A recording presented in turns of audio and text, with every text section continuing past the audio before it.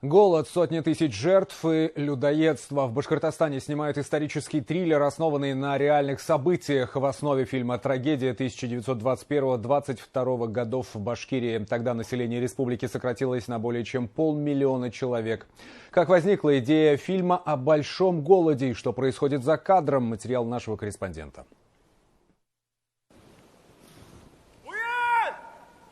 Истощенные голодом люди, тело на санях, укрытое тулупом, и хайбула, крестьянин, пытающийся спасти свою семью. Фильм о событиях, которые случились в начале 20-х годов прошлого века. Тогда в городах и деревнях страны начался такой голод, что люди готовы были отдать все ради еды, а иногда и охотились друг на друга. Тема голода в нашем регионе, она на самом деле довольно слабо освещена, и об этом как-то принято молчать, что ли. Но я считаю, что такие страницы истории, какими бы они ни были кошмарными, заслуживают внимания к себе. Съемки короткометражки «Хайбула» начались летом прошлого года, но основные работы были запланированы на январь 2021. Фильм основан на реальных событиях. Согласно сюжету, у крестьянина Хайбулы пропадает единственный конь, и чтобы спасти свою семью от голода, он отправляется на его поиски в ближайшую деревню. В основу фильма легла реальная история. Один из жителей деревни попал в дом к людоедам и чудом сумел спастись. Этот рассказ Даниил Рази услышал от своей бабушки. Студент Санкт-Петербургского института кино и телевидения написал сценарий и предложил режиссеру Рустему Шайхутдинову снять об этом фильм. Старинное сукно тула, как тулуп получается.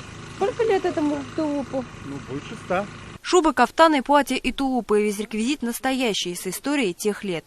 Что-то предоставили музеи, а чем-то поделились местные жители. К съемкам картины готовились 2 года. Короткометражку снимают при поддержке киностудии «Башкортостан» имени Амира Абдразакова. Являюсь победителем башкирского питчинга в номинации «Короткометражное кино».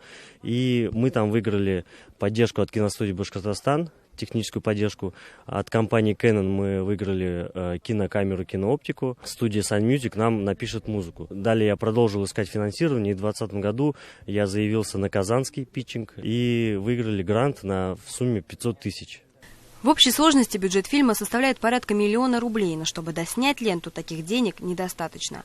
Поэтому режиссер открыл сбор на специальной площадке, где любой желающий может стать спонсором. Сцена 8, кадр 3, дубль 1. Начали! Показать фильм на широком экране планируют в начале 2022 года. Премьера картины совпала со столетием страшной даты. Фильм не о поиске виноватых. Это история о моральном выборе крестьянина Хайбулы. Картина о том, как остаться человеком в нечеловеческих условиях. Айгуль Хатипова, Вадим Исламов. Новости. Иглинский район.